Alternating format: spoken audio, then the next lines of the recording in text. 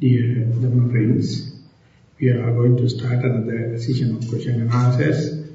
As usual, we start we start the session with written questions, keeping the invitation open for others to present their own questions or statements. I'll invite Dr. to present written questions one by one. Thank you, Baba.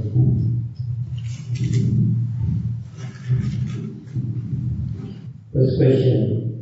Venerable Bhante, yesterday while I was mindfully watching the rising and falling of my chest, my body became tingly and numb. My breathing was also more rapid.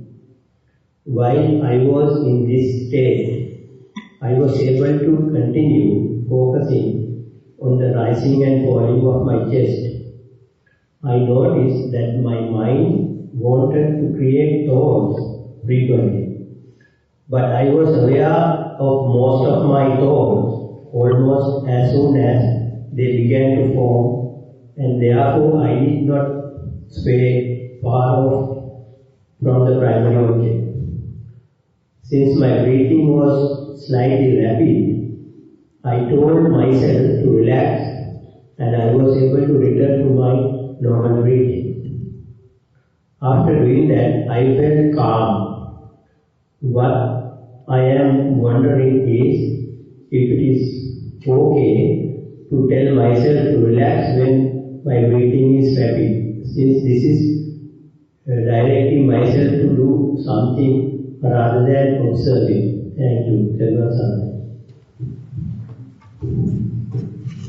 I hope this is kind of a foremost experience or happening for the first time. When it is happening, very difficult to maneuver and difficult to monitor the situation because mind is reaching some new areas. Verily the question, after the statement, the question whether is it okay to relax myself or to see the alternative is just let that rapid breathing going to take place. Both of them are okay because now you're already mindful, therefore you're already secure. But the revolutionary, adventurous thing is to let this rapid breathing to continue. This is starting thin slicing of time. Within one breath, it is, even though it appears like a one event, it's 1,001 small breathings are taking place. So therefore, whenever mind becomes sharp and thin slicing of time, everything appears very dynamic, very immediate, very energized. So body has to, the mind has to accomplish, acclimatize it. So when it is happening, always rational mind is blocking. It never allows you to go for new areas. So therefore you develop fear, uncertainty. So therefore you pull it back to the known areas. So each and every time you are the very blocker for the development, for the progress. So since it is your own conscious decision, not much harm because now you know you are the one put the brake. Next time you sacrifice your body and the life, let that happen. Ultimately you will see the breathing process is, breathing is not a one unit, it's a agglomeration of 1,001 tiny breaths continuing. So therefore if you wish to see the gap in between two tiny breaths, you have to nullify it. You have to amplify it. You have to magnify it. To when the magnification happens, the fear factor come and block you. Imagine that towards the latter part, as you explained, to go again and again one day, whether you got the direct instructions or not, you understand slowly how to face it without a conscious decision to come back and relax. The relaxation is coming back to your known area, that means coming back to a more defiled area. The mind is now advancing. In walking also, you may find when your mind is more closely observe the object, immediately observe the object, it is not a single event. 1,001 tiny events are taking place. Our mind agglomerate everything and put a label single thing, left, right, or rising, moving, dropping. But each and every part, it's an agglomeration. It's called skandha or kanda or the group, agglomeration. So to see agglomeration as separated, you have to be immediate with. You have to be fully energized. You have to be thin slicing of time, not allowing the mind to stick two events together. You just let each and every event separately. So you can see when the rising happen in the abdomen, or in breath happen in the breathing, or right leg, left leg is happening. There are tiny, tiny parts, just like different slides in a cartoon show. Whenever cartoon film is animated, a number of slides are put into the flasher in a systematic order, one after the other. So our mind look it as animation. But if you slow movement, if you put the projector into the slow movement, you can see one flash happens. And next one is the little mood. And the next one is little mood when it's happening in the very 1,500 rounds per minute. Then it will be like a smooth racing of a hand like. When it is happening by slide, no animation, no film, no flow. They are just pencil marks. When it is fast moving, a person appear, hand appear, up there, down there. All the things happen when the fast movement. So let the projector be slowed down. Then you can't entertain the film. There is no more film. You feel what a fool you are. This is tiny little pencil marks are there. You make an animation out of that. You make a comedy or tragedy, and when and where the projector broken, your whole entertainment goes. Because you are in a completely developed, hallucinated or mind-made world. Exactly whenever you are doing a movement, when something happening, let the mind to observe very closely, very immediately, without losing intermediate parts. Then you can find each and everything is made up of tiny, tiny particles. Just like the subatomic particles make one atom, and atom make more and more and more this thing, ultimately element, and element get together and make some organ or cell. This is how it happens. When it's reduced, you may see there is no difference between the in-breath movements and the out-breath movement. They are just movements. Once they get into agglomeration, only you can put a label. When you reduce into the tiny particles, it is nothing but energy. This energy sometimes you call in-breath, sometimes you call out-breath. In between in-breath and out-breath, still you can't label it. Once you develop this in-breath, out-breath up to the utmost, you can find exactly the same thing happening in walking. Exactly the same thing happening eating. When and where your mind becomes very distant and agglomerated, then you can put a label. When and where you cut into thin slicing into time, label become irrelevant. Label become not related. That means you become bored. You can't make out of it. So then you feel something wrong, something fearful, something uncertain, or either mind go to sleep or mind get up and go. Not a single person looking at you. Your very unpreparedness, your very ignorance, self-conscious, bring you back to the known area. But anyway, repetitive application is the single undeniable answer. Do it again and again. When it's happening, next time you go little further, again little further, and then you will understand we have fear of freedom, fear of unknown. Therefore, whenever the truth comes, whenever the reality comes into being, our ego gets threatened, our conceit gets threatened. So therefore, we put blocks. This is become psychological wounds. In time to come, ultimately you end up with panic attack, hysteric attack, this and that, because you fear the reality. All the time you put blocks. So meditator is the only bold person in the world, knowing that my weakness, knowing that my blocks, go determine next day, I will go further. Next day another further. One day you will understand the best way, simple way, direct way to tackle this fear is to face it. Face it, that means go prepare. The day you come up to the peak of fear, that's the moment, there's no fear of death. Everywhere this is happening. So your discrimination, this is good, this is bad, this is benevolent and this is malevolent, all labels are disappearing.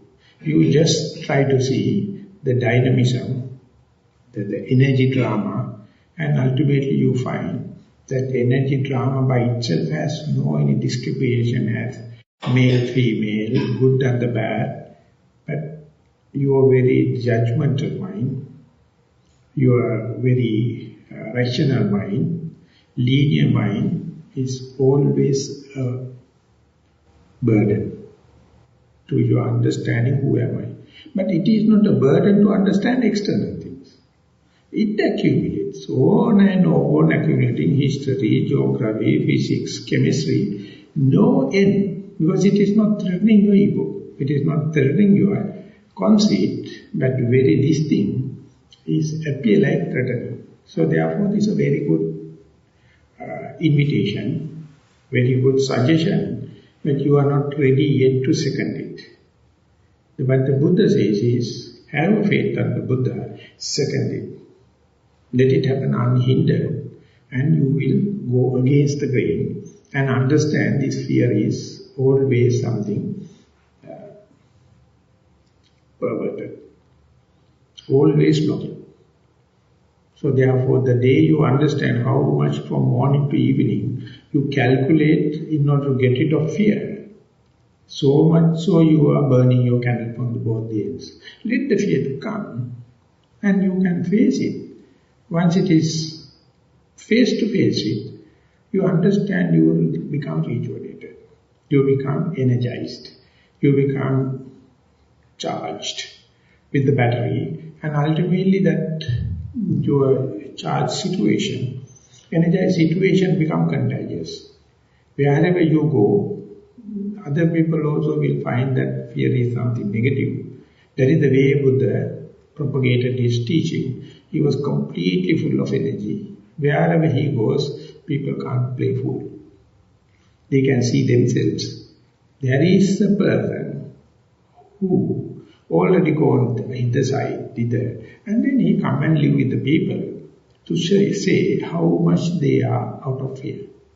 So this is a very good, tiny example for it's a good invitation. So be prepared, be full of faith, be full of your morality, be with mindfulness and dash through.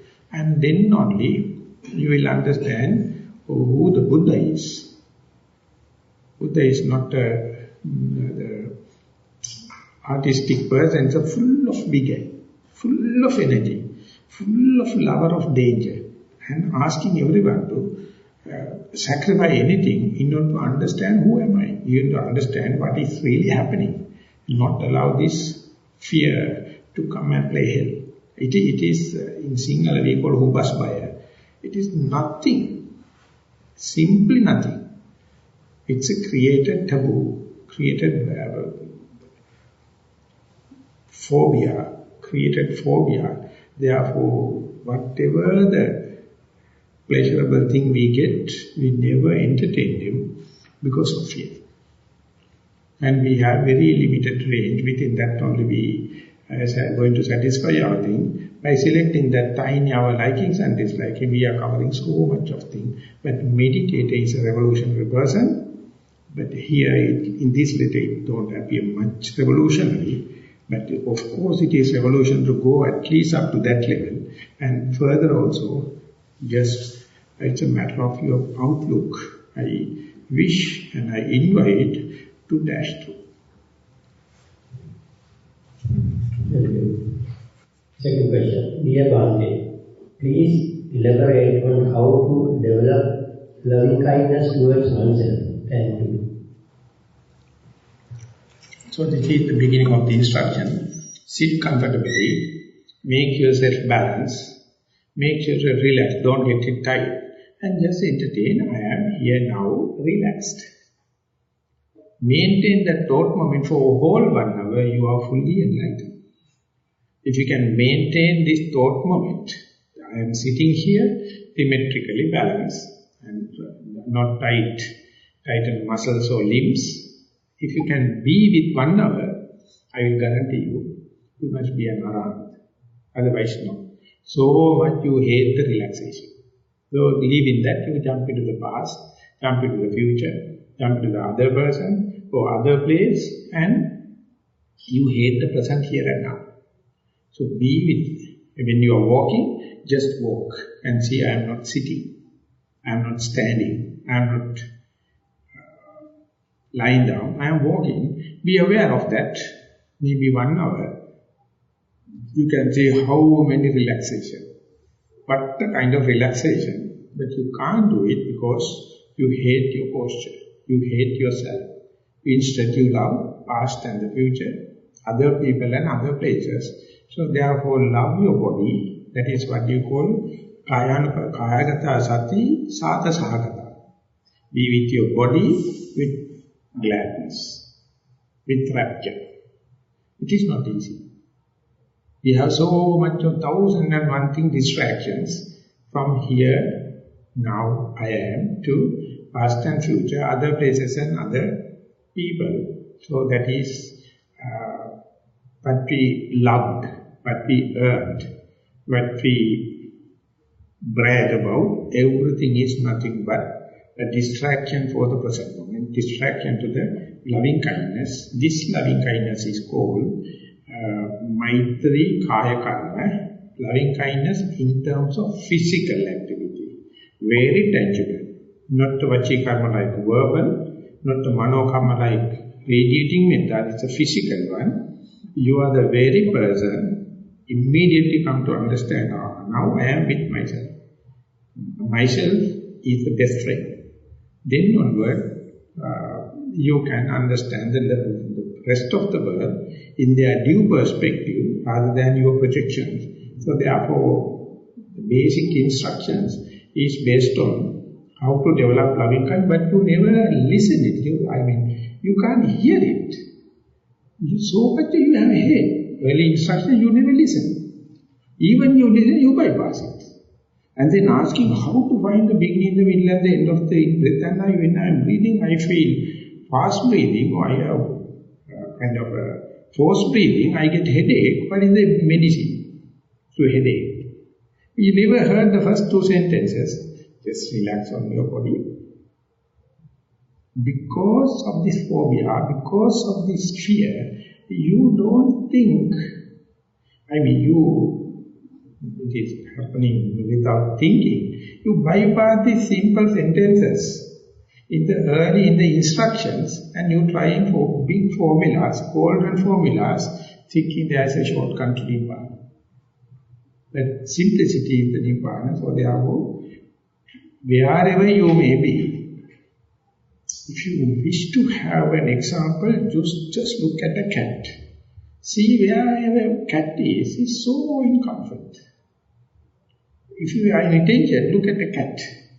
Or look at the fish tank. How nicely they are relaxed. Have you seen ever a fish in tension? So if you are in tension, look at the fish tank. Look at a cat. Even cat goes to the throne of a king. King never push it up.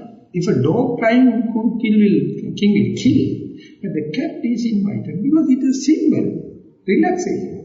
King is always asking for. We cannot be a cat. We need formulas. We need special medicine to relax.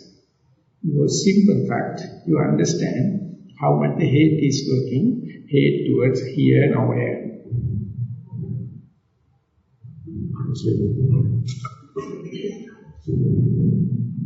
Next question. Bhante, how can I know I have self-hatred or not within God? What are signs and symptoms and action? How to correct it with respect? I am repeating the same.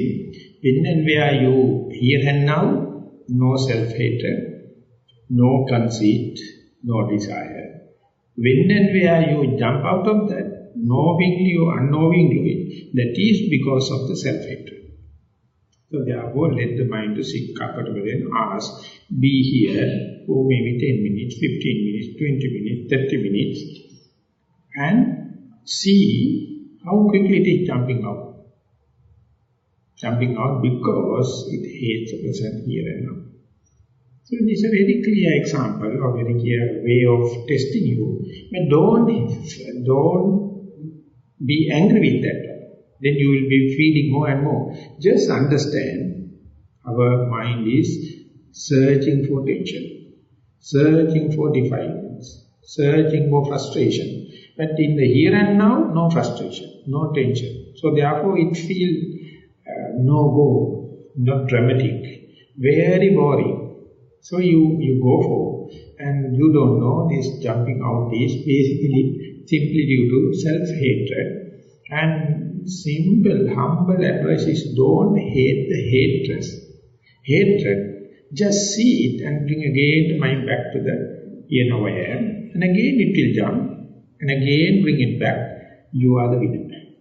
That is what the Buddha says. If you wish to know the self-hatred, let it play in its full-fledged. And humbly, simply bring the astray mind, bewildered mind, unmindful mind back to the here and now. Just like a cute baby jumping out of the cradle, mother never get hatred. Mother peacefully bring it back, keep it in the cradle. Because now baby is in a growing age. It can't live in the cradle. It is jumping. But mother never get angry with because it's a good sign. Otherwise it is a vegetable, not a baby. Only living in the cradle is no good. It's jumping, that's good. But each time jump, just like a mother bring the loving baby to the cradle, just like bring the mind back here. That simple thing you do, you hate hatred. Then it is conflagration.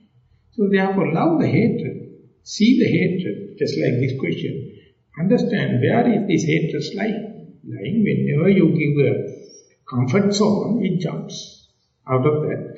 And you see the beauty of it. No second person involved. No any second factor involved. Your bloody ignorance, your bloody idiotness, your bloody darkness. So it is within your jurisdiction. How nice then. Bring it again and let it jump again. You are winner. Dear Bhante, I want to share an experience I had one day when I was having lunch. When I sat down to lunch, it felt like having a hand feeding a body. Almost felt like within course forward. However, there was so much joy, felt like when I was feeding my 6-month-old baby solids for the first time, a very long time ago. That no person but the happening episode went away. Is that a continuation of mindfulness by itself? Thank you. You may read it again. I didn't get the question. Okay. I want to share an experience that she had one day when she was having lunch. With he or she, I don't know. with lunch, when I sat down to lunch, it felt like a hand feeding a body. Hand feeding a body. Almost felt like a robotic movement. However, there was so much joy at that time. She or he relates this to another incident. That time I was, I was feeding my 6 months old baby with solids for the first time. Long time ago, that time, that no person but a happening episode went away. No person and happening noise.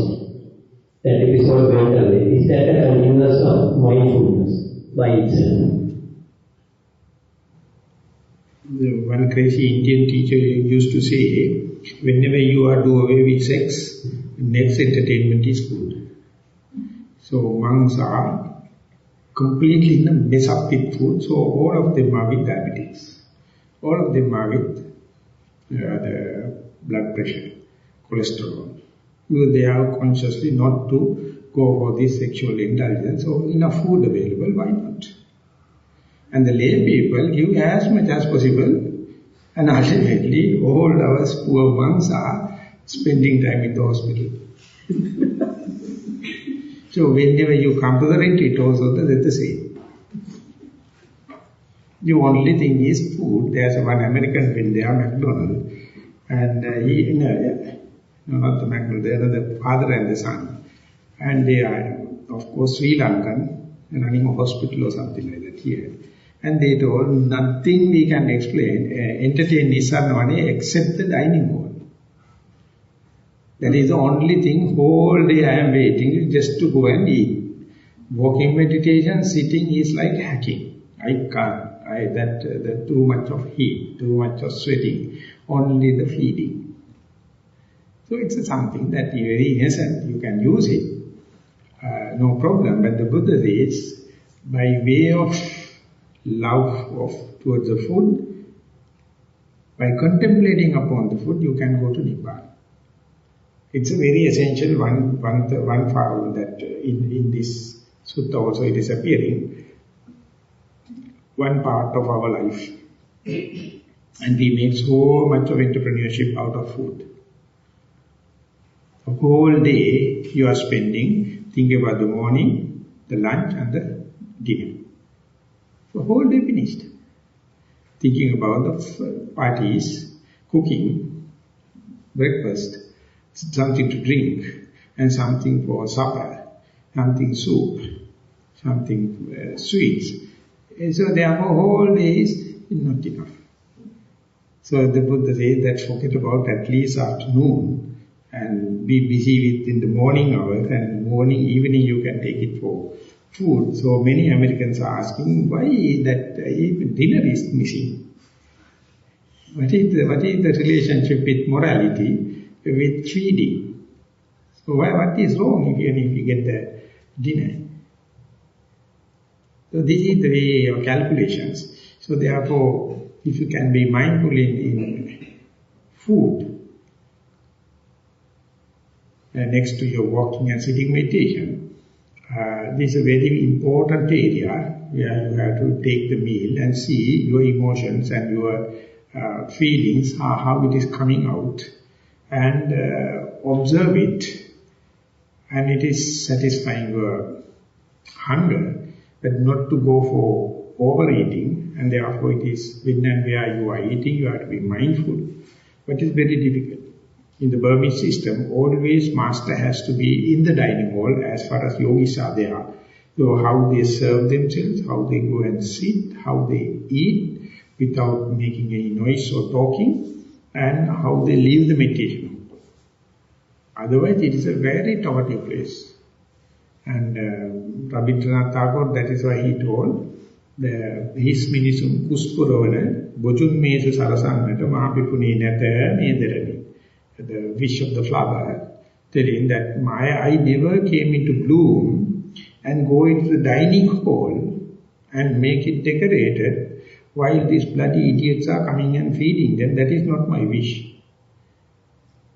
The flower is telling, That I am not happy to go into the dining hall because it is not a place for people, flower like me. They are bloody gluttony, eating, talking. The flower feel ashamed. So leave it in front of the Buddha or leave it on the tree. So therefore feeding is very difficult. And that I would say will be a very big challenge if you have ever think about ordination. You people never think about ordination because you can't skip dinner. Simple reason. I don't find any other disqualification. You can't think away from the dinner. It's such a big thing. And it was the case for me. My fight was 9 years. Thinking, I can't think even how to do away with the dinner. So therefore, if you can do it, and when you are feeding the child, you get another kind of food. It is not the solid food. It's a kind of perception. It's my own child, first meal and feeding, so gets completely elated, completely in the emotion. So it is happening. Something like your breastfeeding. When the child is at your hand, you feel the sucking sensation. It's very encouraging, very motherly. So you don't feel like giving something, you feel like receiving something. So this is not due to the kabalikara, or that means solid food, it is due to the perception. So likewise there are 4 kinds of foods. This is basically, the early part of the question is about the material food, kabalikara. The third kind is, the second part is talking about the third kind of a food, that is you develop certain perception, and that perception is so nourishing your ego, so nourishing your conceit. So these things are naturally happening. So these are the essential things in a life, and therefore when Sariputta is going to explain it, you must understand your relationship with the food.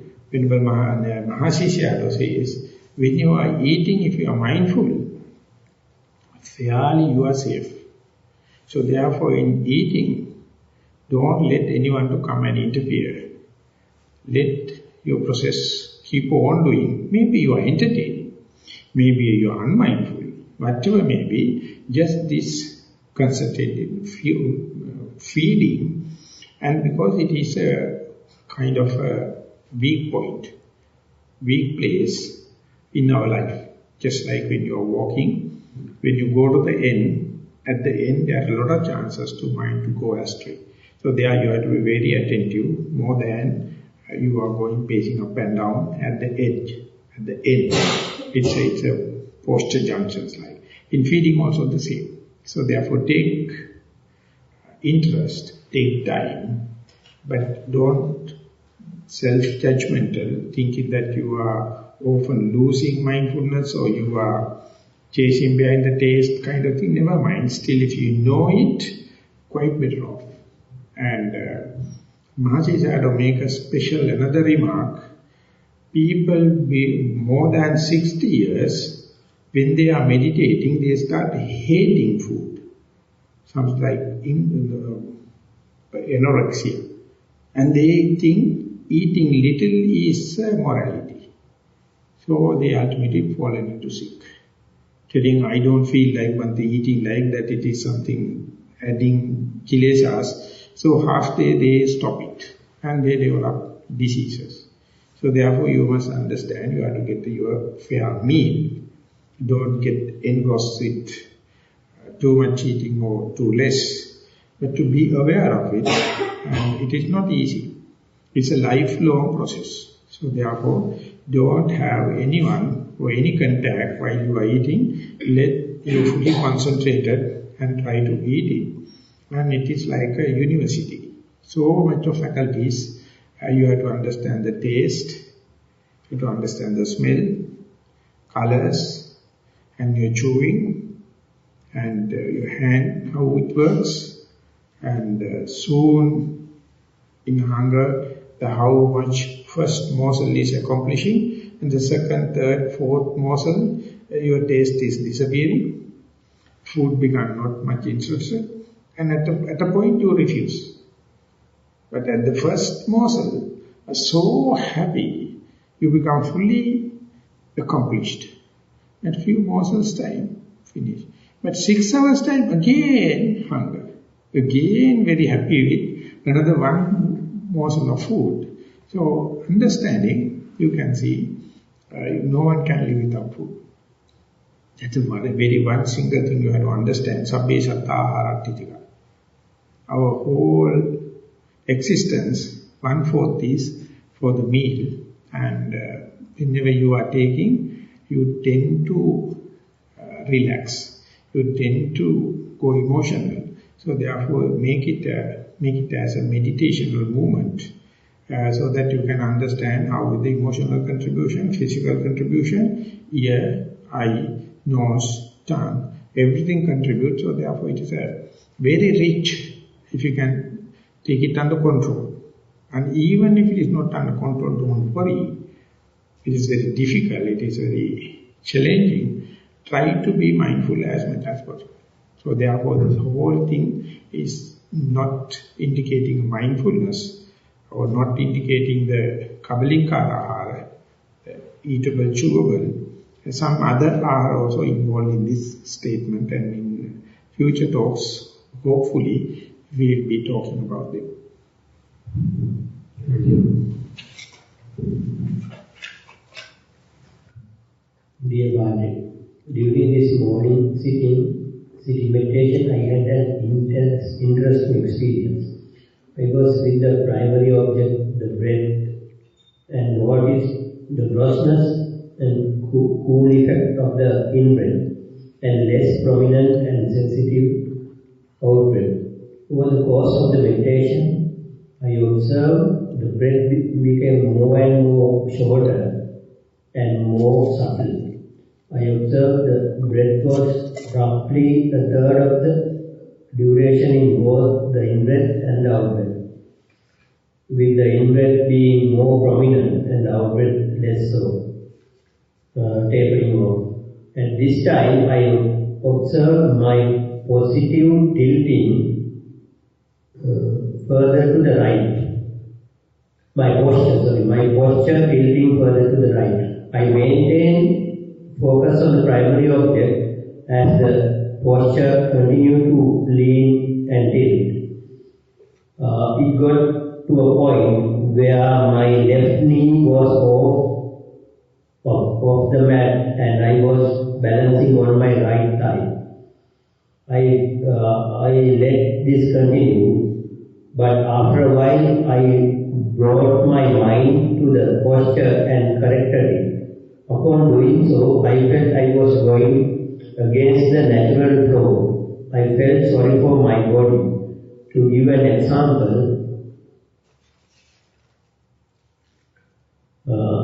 it is as if you observe a child exploring outdoors naturally, following his own curiosity, and then the parent coming and dragging the child back to the chair and telling to sit.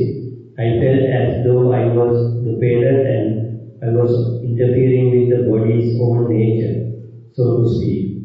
I thought this would be worth sharing, and any advice you can give me would be appreciated.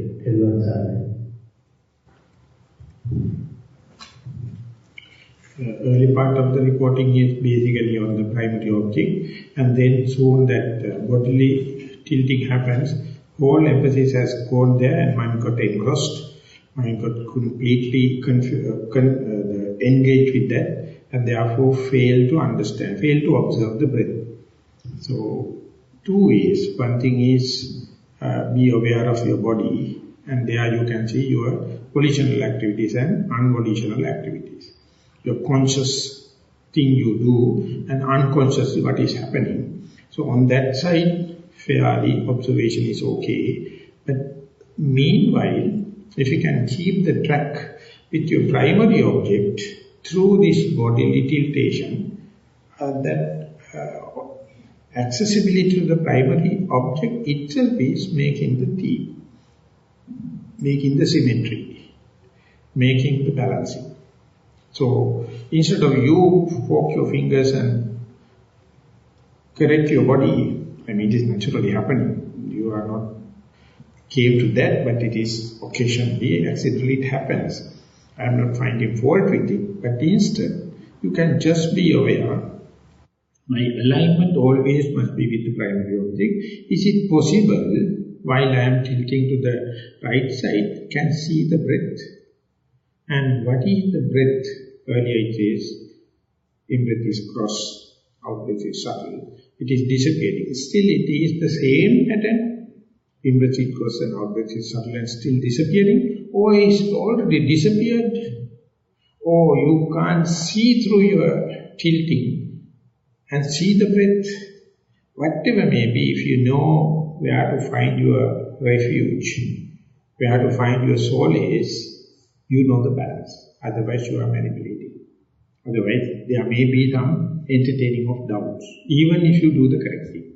So therefore, take the primary object if it is available, take it as the pivotal point, the theme, refer it back.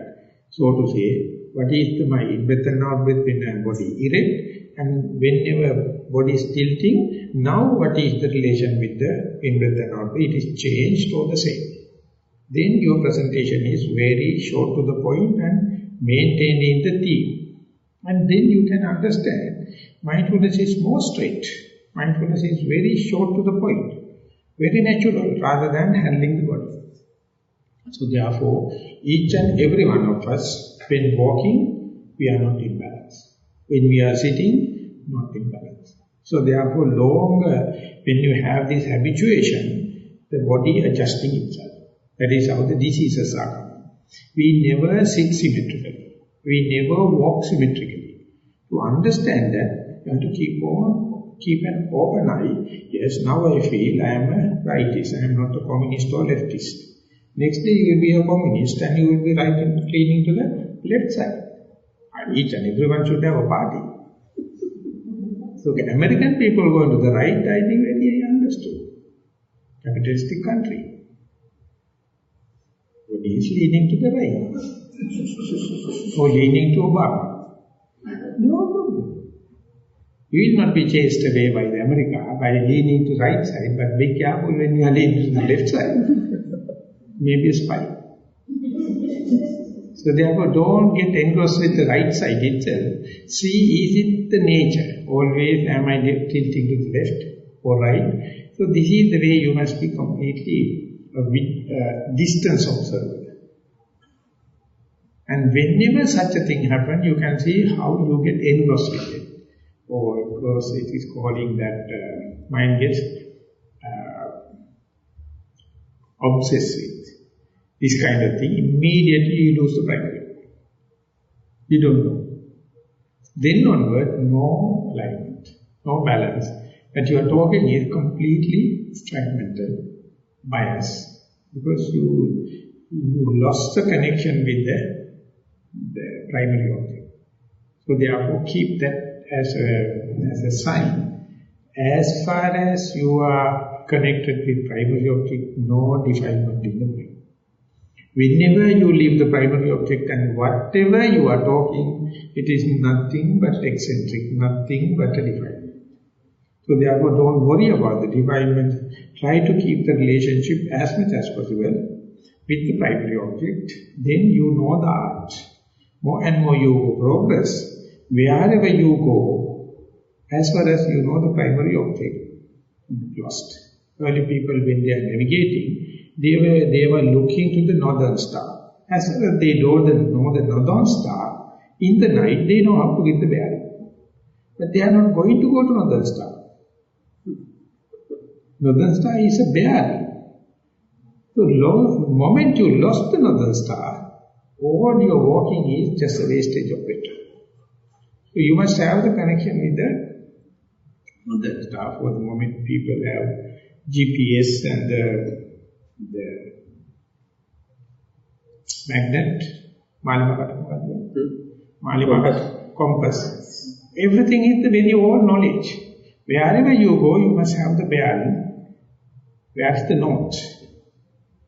Likewise, whenever you lose the north, you don't know where you are progressing or regressing. Likewise, see the connection with the primary object. Maybe by the time the primary object completely disappeared. That is the reason maybe for all the distractions. So if you are to see, if you are to be sharp, the disappearing side of the primary object, so much so your mindfulness becomes sharp. So much so you become efficient.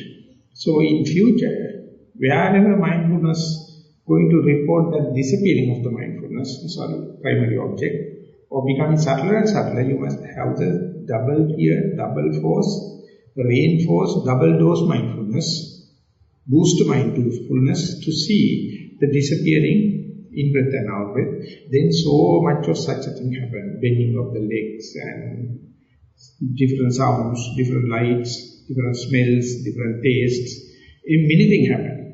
That is just to keep you away from the tea.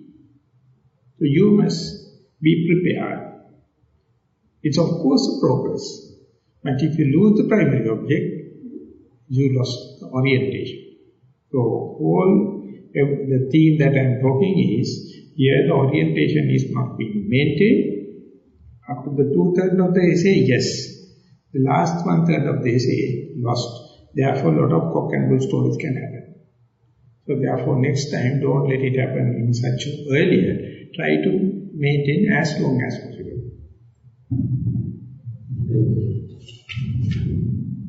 Dear Bhavya, this question I pose, I hope, provides to clarify to myself as well as to the group.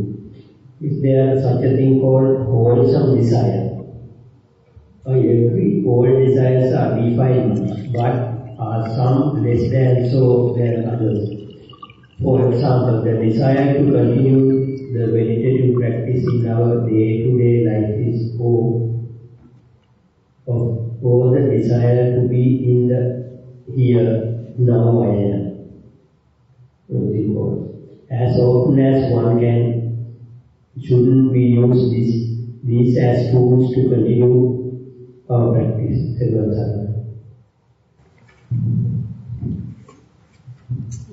The simple answer is, have a desire to not to have desires. That's it. Have an appointment with a disappointment, so you will be never get disappointed. We can't run without a desire. We can't pull the cart without the carrot. You have to understand how business is for this carrot. Just run without the carrot. Very difficult. Then you can understand from where can I get my motivation. We are such a trained puppets, robots, everything programmed according to the carrot. When that carrot is finished, you are putting another carrot. So if you are going to say day by day, you are going to increase the time for meditation. If you desire, once you become enlightened, what to do then? You have to change the desire. And if you try to be here and now, and one day you come to the here and now, then what is the desire? Each and every desire has its own limitations. So far we have used it. So therefore, there's one very important and appealing letter, page, I read it 1998, I think. When I go to the Art Faculty Library, there was a book, cyclo-style book in Sinhala letters, Shanika Nivanna Vime Ketimaga.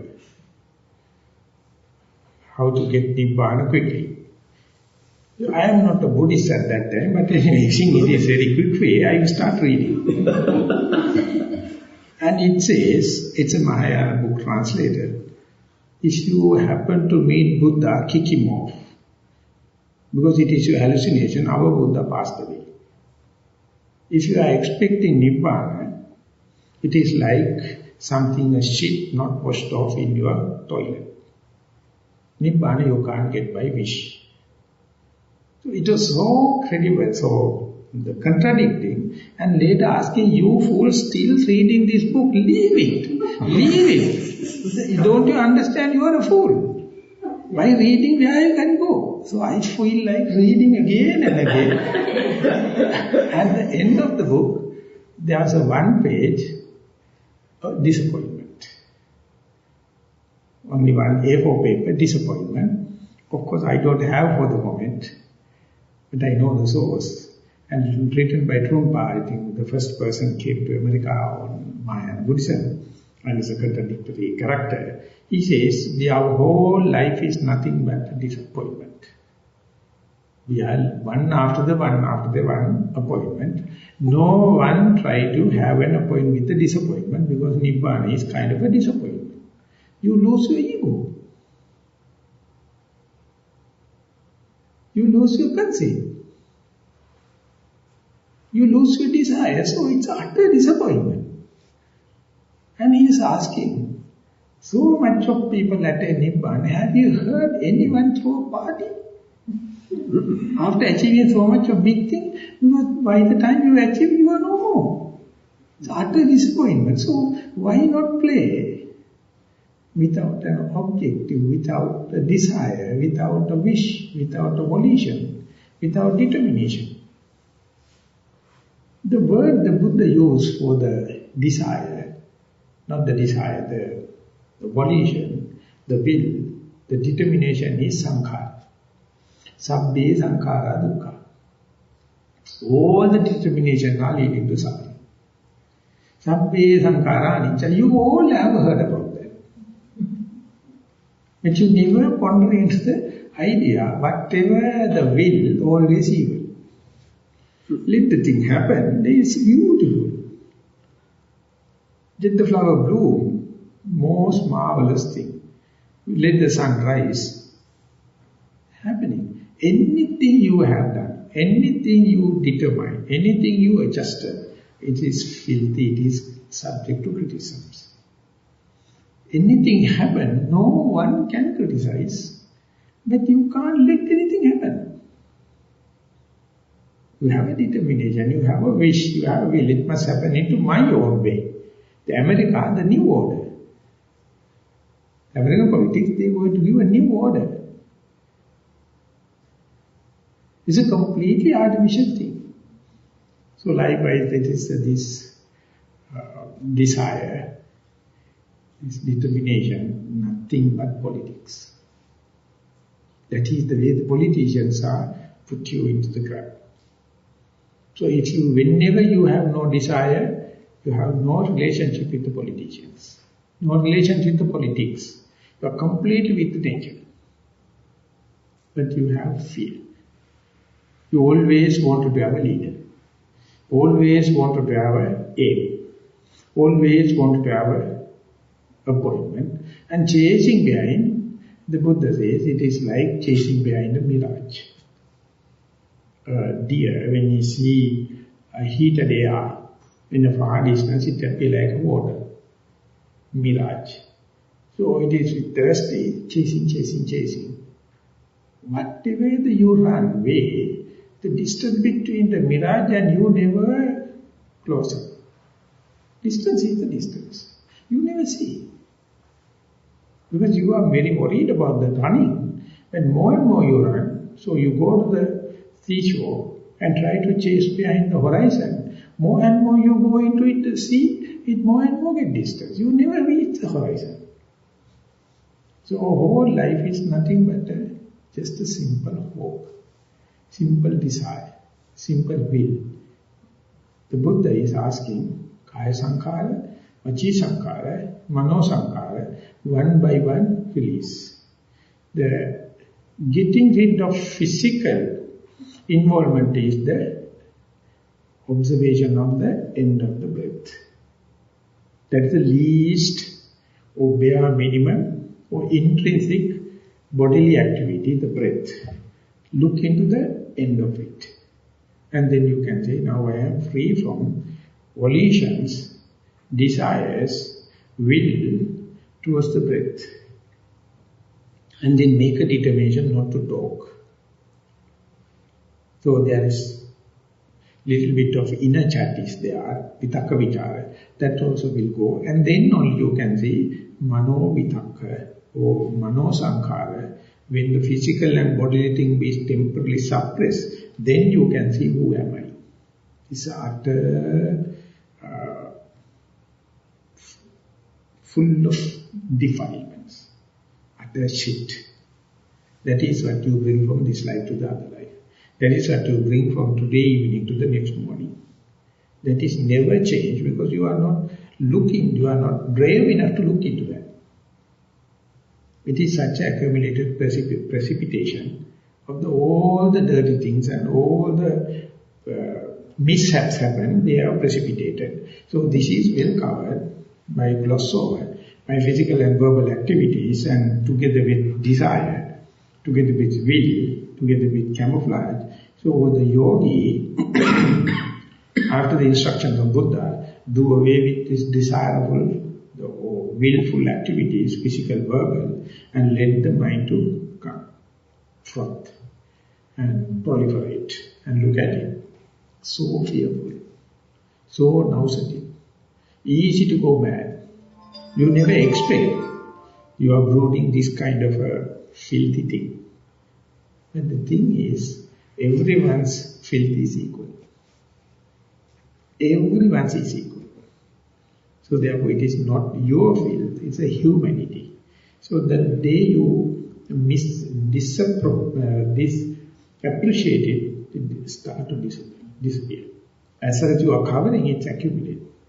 So to look at it, so physical and verbal willful activities, for at least for a temporary, you have to do away with.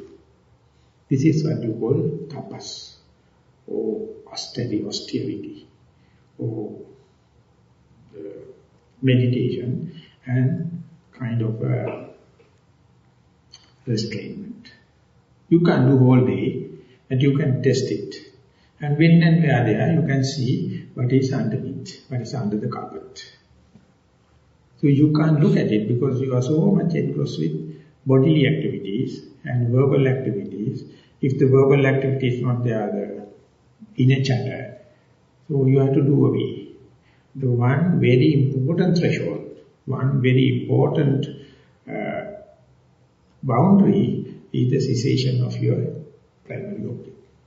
If you can look into the disappearance of the in-breath and out-breath, it is a lot of mysteries, lot of uncontrollable sin, lot of nauseatic feelings, lot of allergic reactions. But they are very, very tiny things, very bearable. And when you go there, at that juncture, you can see how we are vulnerable without the desire. How much you are vulnerable without the carrot, without the determination. So we make so much of a globe of desires, or will, or wish, that is in quantum physics, this is fabrications, and big M theory, or strand theory, how out of these energies you make different patterns. How out of this whole gamut, the whole field of energy, you make different patterns, that is called quantums, that according to your fabrications. So whenever you see, you find you are the creator. There is no single other person to create good or bad. You are the very creator, but you never go into that simplicity and observe it, because you are so engrossed with other things. So therefore, have an appointment with the disappointment, or if possible, specifically in sitting, just not to have any desire, just to observe as it happens. Of course, till that you have to desire to come here and get your body washed and come and sit. Everything is, I think, I know, it's a desire, but one come and sit, make it symmetrical and say bye-bye to the desire and see what is happening. You see, your donkey can't run without the carrot. It is creating. It is creating a carrot. It's a creator. It is so much of vulnerable thing, or miserable thing, or mystical thing, and almost like dreaming.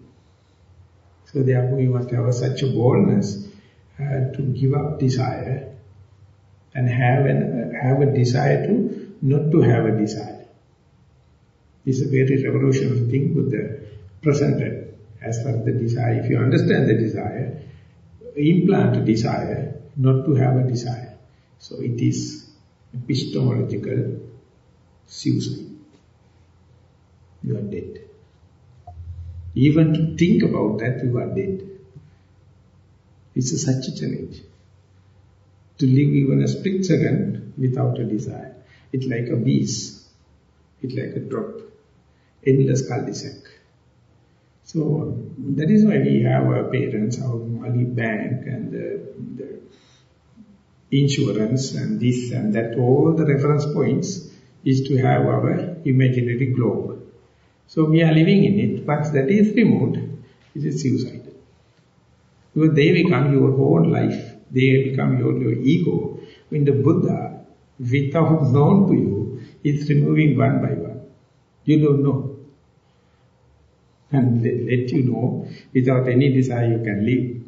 That's the point you have the faith on Buddha. Otherwise your faith is always compromise. Compromise with materialistic thing.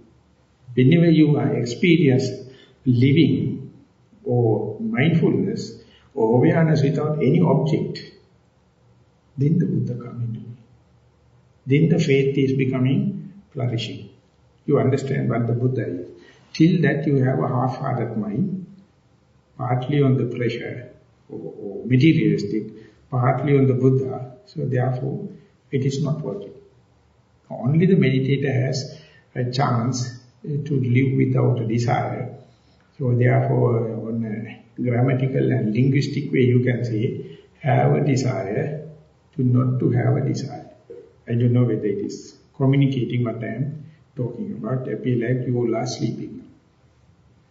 That, at that point where you with the breath, you still get thoughts, though you go into that sort of place where, like a null and void place. Do you still have, but they are less, I know. Not necessarily. There may be, because one thing is happening is the disappearing breath, thoughts, and sometimes completely null and void situation, they appear like in a mix. If you don't know how in slicing of time, you can't separate them out, you can't delimit them out, you can demarcate them out. So when you remember the later, you find they are all in mixed light. That means your experience is not yet enough. Let it happen again and again, they ultimately departmentalize, and you find some points are there. Know any object, and do not know whether you are mindful or not. You become mindful, then the object appears, become discouraged. That now only the object came like, but that indicates you have been in a thought moment. No object, you were mindful, but there is no sign to indicate that you are mindful, or no sign to indicate you are existing. Yes. So the discrimination, delimitation is a very precious, very luxurious thing. It happens only for the person who can go into it again and again. Viveka nisitam, viraga nisitam, nirodha nisitam, paticcakanupassi. It must be happen in a very leisurely way, not as a regimentation, not as a task force. So that means it must be your second nature. Then only you can discriminate it. Till that you appear like a stranger to the situation. Your experience not enough. So what you have to do is make facilities to go there in fully relaxed way. As if you are jumping into your mother's lap. Or make it your second nature. Then you can understand there are some thought moments, but your mind has no tool to pick them out, to make it out. Thank you. Last question. Dear Bhante, I like to report my experience during sitting meditation. Primary object is body posture.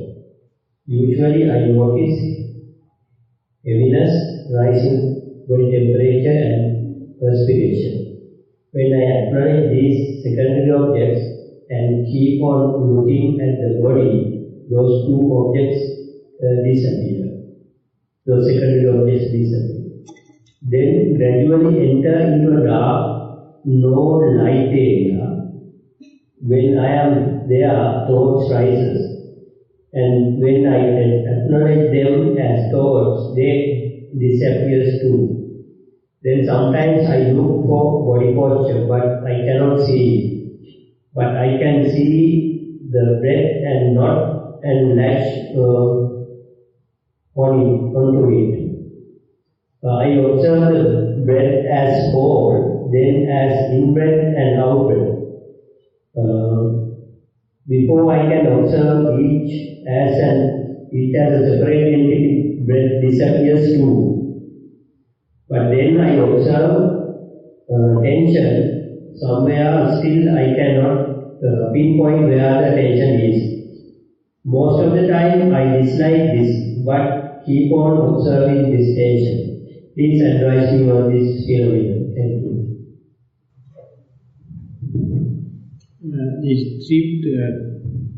The three ways it is explaining the losing of the boundaries. When you are focusing at the first sitting and focus the attention to your body, it appears like a pyramid in shape or like an anthill in shape. But once you close your eyes, still you take refuge of that shape.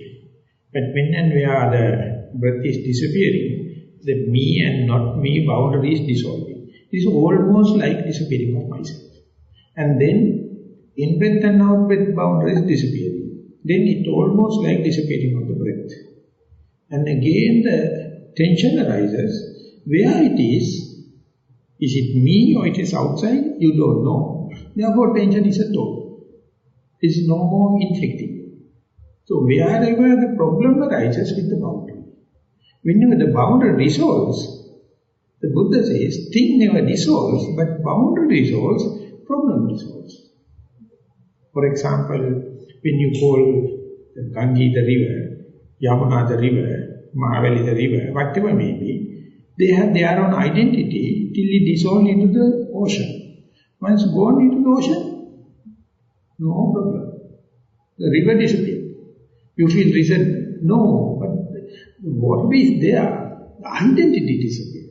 That disappearance of identity itself is appear like the disappearance of the entity. That is the way our mind is cheating us. That is why the egotistic identity. That is why we always protect more than any property. Egotistic, with that only, with reference to that only we measure everything. Whenever that is disappearance, the whole world goes. So, whenever you experience such a thing in meditation, that is you advancing your depth and observing how will happen when it is the death happens.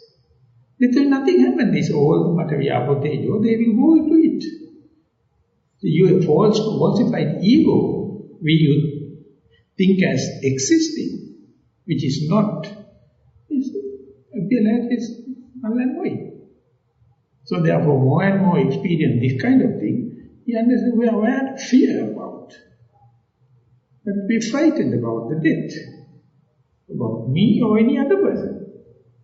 So this is nothing by, if you like to read the book No Boundaries by Ken Wilber. It's enlightening. But the Western people, it is no good book. But I, as a person brought up in Asiatic countries, whenever he explained the boundary. The book is known as No Boundary by Ken Wilber. He's a very prolific writer. He's not a spiritual person, an integral system person, and quantum physics. But he says whenever a line straight, it is directed to the infinitum. So this is the meditative mind, no hope, no wish, it is straight. Whenever it is inclined, so it projects its own the point and then it's rotated along that particular projected point. That projected point is a projection because of its crookedness. The moment you become crooked, you project ego. And then you rotate according to that crookedness with respect to that ego. And therefore your straightness to the infinitum is disturbed because you are now crooked. So you have to understand your crooked mind. You have to understand your perverted mind. To understand your cheating mind. In the world, the cheating crookedness appears as intelligence or endowment. So in our education is to make you more and more crooked. So you become closely rotating in one particular whirlpool and closely associated with the ego. When the crookedness becomes straightened, more towards the infinitum, your ego becomes far away. Ultimately it becomes irrelevant. Whenever you are straight, ego is infinite, far away. The line is straight. That's called Majjhima Paripada. That's called the Four Noble Truths, or Fourth Noble Truth. Noble Eightfold Path, very straight, not crooked. So why we can't go there? Because we are already crooked. And we think we are straight. No medicine for that disease. That's called ignorance. That's called idiotness. That's not darkness. So see crookedness with respect to the Tanha Mana Ditti, how we justify our own likings and disliking. And we can criticize other people, they have Tanha Mana Ditti, but we can't see, I can't see mine. Whenever it is happening, we feel nauseatic. We feel swerving. We feel giddy. We feel kind of allergic reactions. So much we have crooked. So Ken Wilber has taken enough time to explain boundary, how the boundary make trouble. That is called sectarianism. Religious is mainly responsible for this. Religious is always bounding you, telling you are Sinhalese Buddhist, you are Theravada Buddhist, you are Mahayana Buddhist, you are Muslim, you are Hindu, you are Protestant. So each and everyone is fighting. They have done the worst thing to the humanity, lost the human nature, and we cling into different cult groups. But whenever the mind becomes straightened, like this in the letter, you feel I am living, but I can't figure out myself. The me and not me boundary go. I can feel the breath, but make it out, different to make it out, whether in-breath or out-breath, vibration and movements are there. And sometimes the thinking happens, emotions are there. Is it mine or not? I can't locate it. As far as I can't locate it, it's just toy. Something strange, something out there. So whenever this happens, the tension reduces or frustration reduces, because whenever you have boundary only, they become solidified. And from morning to evening, by seeing, hearing, smelling, touching, we are fixing boundaries. Whenever there is no such, but still you are aware, still you alert, still you diligent, that is what you call Buddha. No hope, no carrot, no desire, no object, but you fully aware. That awareness is universal, not limited to seeing, hearing, smelling, touch, but the whole potential is there. So that you have nothing to wait till the Mitteya, the Buddha to come. You can experience it. You have already experienced, but unlucky enough you are fearful to that. So therefore when it is happening, you start shivering. You start perspiring. You start giddiness. So only thing is, be acquainted with, again and again, slowly, that fear will be reducing. And one day you will be bold enough to accept the mere fact manifesting under your very face. And then you will understand you in your childhood also you have experienced it. Not only through meditation. Now people say at the deathbed, near-death experience, they experience it without spiritual life. So spirituality is the way to cut across and go there. But even then, if we have desires and this and that, you are the very blockage to go into that. So these are the Carl Jung mentioned the Sigmund Freud open tunnel from the conscious mind to unconscious. These are the tunnels. Conscious mind to unconscious means no boundaries. You can go to your self, your ego, your deep unconscious. Unconscious-wise, we are all equal. It is called universal unconscious. Our conscious mind, on the tip of the iceberg only, we have discrimination. We have male, female, good, bad, everything. But the tip of the iceberg is nothing but only 1/10 of the iceberg. Balance is you have not seen. And this is the way to dig into, go into this tunnel. Some of them are mystic, some of them are realistic. The way the Buddha presented is realistic. You can go and come back. Again you can go and come back. Depth of the iceberg, unlimited. So you have your own way. So this is a very good presentation. And these are not the only limited ways. There are a number of other limited ways, unlimited ways. So open every tunnel. Make a connection with the absolute world and the conventional world, expressible world, the unexpressible world, world with ego, world without ego. World is tangible, world without tangibility. Something realistic, something mystic. All of them are two sides of the same coin. Like you are just losing the sakkaya. Not really losing the sakkaya, you find alternatives. You can again come back to sakkaya. Then when you are coming back, you know it is a game.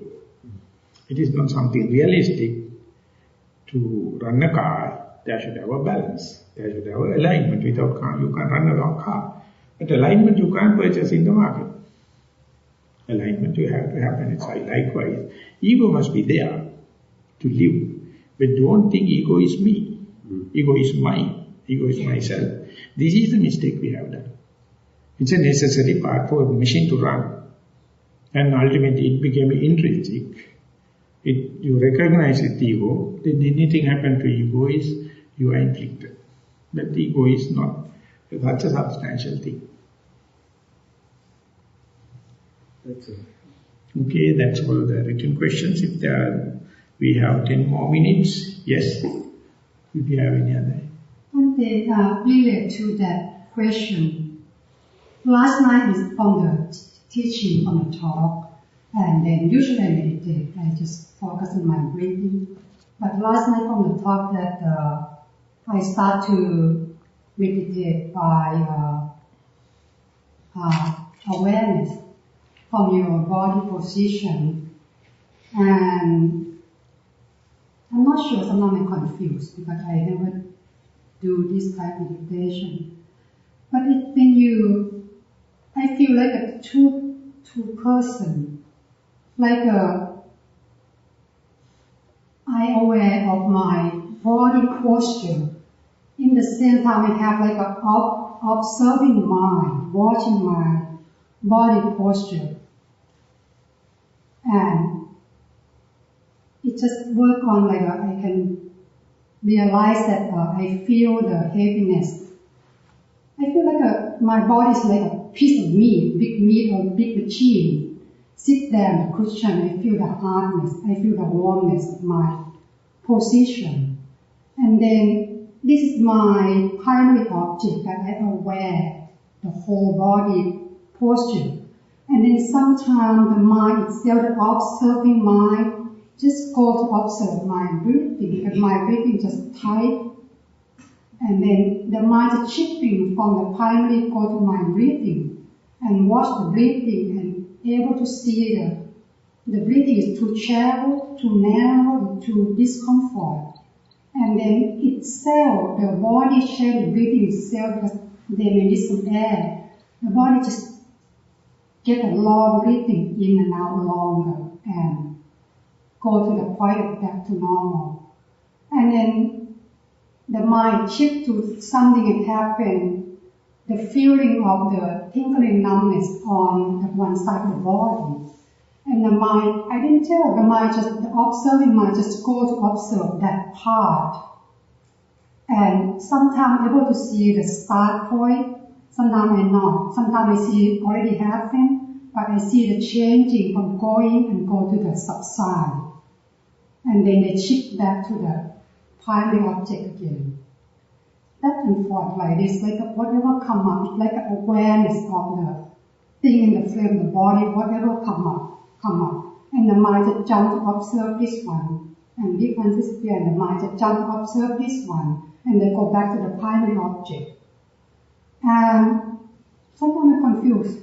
I don't know what it is. My observing mind, or myself, or a different mind, or the awareness is the same thing as the mindfulness, or the same thing as the mind observing, like a 2-3 person. I don't know where I am, who I did that, who made that thing, observe this thing and go back to this. And it's the one thing I experienced that in the last 3 meditations, my mind saw a lot of energy and alert. I not fall asleep at all because my mind keep observing, go back. Don't have any feeling that light or not light on this, like a neutral. Don't have any feeling about. Just see what happens and go. See what happens and go back to my body. I don't know if this is the correct way or not because I never do this, but I not feel sleepy at all. Usually I meditate through the breathing in and out, observe a lot of mind going out and come back, pull back to the primary object with the breath. But this way that form I did in the last 3 times, I feel like it's easy not the mind not jump to the thinking in the past or future, but to observe something happening in your body. This is the thing I should continue or I should go back to my breathing as a primary object. This is a huge confusion that I was thinking about the basic set of instructions that I have given. They are the starting point we give to just be aware of this posture. And whenever breath comes, you observe. Breath is something within the posture. The numbness also within the posture. Heaviness, anything can happen. Your basic frame is your sitting posture. Within that, when you are observing, what is happening is completely not upon your wish, your will. It is something without your agenda. But you can observe them. You have to observe without any judgment. Good or bad, correct or wrong, justifiable or unjustifiable. You just observe. When you are observing mind and observed person become two. Observing mind is there. It's like you are holding a mirror. You can see image exactly like you. And you are looking at the image and see, you are looking at the eye of the image. But your eye looking at the image eye, but your eye never can see your eye. Only through the image you understand you have eyes. I can see others, but I can't see itself. So therefore our mind is working with the projections. So we do not know which one is real eye. So it's the first threat, first split. So it's according to meditation, it's a very good thing. Now mindfulness is giving you a larger view, analytical view. And then you get confused. Is this carnal body is myself or the observing body is myself? Observing person is myself. If you have ever read the Tao, the Power of Now by Katole, that particular person had a severe panic attack and therefore he decided to commit suicide. So once in a way it comes and lasting for 3-4 days and throughout this utter agony. So he take sleeping tablet, keep in his bedside cupboard, and morning 2 o'clock, panic attack happens. And then they put the hand to the sleeping tablet. And something still, by death it will not stop. I can kill myself, but it is not the end of the question. So he leave the sleeping tablet aside. And then the thought came, I can't live with myself even for a split second. And immediately mind went to say, I can't live with myself. Which one is myself? Who am I? Who is the real self? And his agony went in 1,000 times. About to burst because he is in panic And now analytical mind says, I can't live with myself even for a split second. So which is the real self? He went into the deep agony and then burst opening into the huge light, lasted for 8 months. Then he used to go to a park and see people. And fully relaxed. And ultimately people used to go to him and ask, you are very relaxed, I have attention, I have a problem, would you mind to answer? And he gave brilliant answers. Within one day he became a world teacher. And he's writing the series of books, Power of Now. He's a Catholic person. And recently he had a discussion with Jack Cornfield. And he says, I find the vocabulary now in Buddhism. And this is what happens. So we always try to agglomerate the ego and make it solid. But in meditation, disperse. You can't figure it out. Boundaries are losing. You can see the flesh. You can feel the heat, cold, stiffness, tension, breathing and rising and falling. Anything can happen. But when the observing mind got a distance from this, it can see it is like a bulb working in a pendle. Here and there, different patterns are happening. It is not your agenda. This is the first time you try to see yourself in objective way. Subject-object difference. So far you try to agglomerate ego, now ego is start to dissipate. And then fearful. Then doubts. Then boredom. Then uncertainty. These are the barriers. Imagine without disturbing, let it go, you'll be going to the answer. You must have a reference point, either breath or either body. Don't make a confusion about that. Breath is something within the body, so body or breath, never mind. But if it's a fine, body is easier. That is the way I found day by day. Then take the body posture as your primary object and observe it. Then you see, this is a game. It's a multiple game played by the ego. Take different standpoints. And when you get disintegrated, you feel nauseatic. You feel fearful. You stop it. You entertain doubts. This is why you call defilements.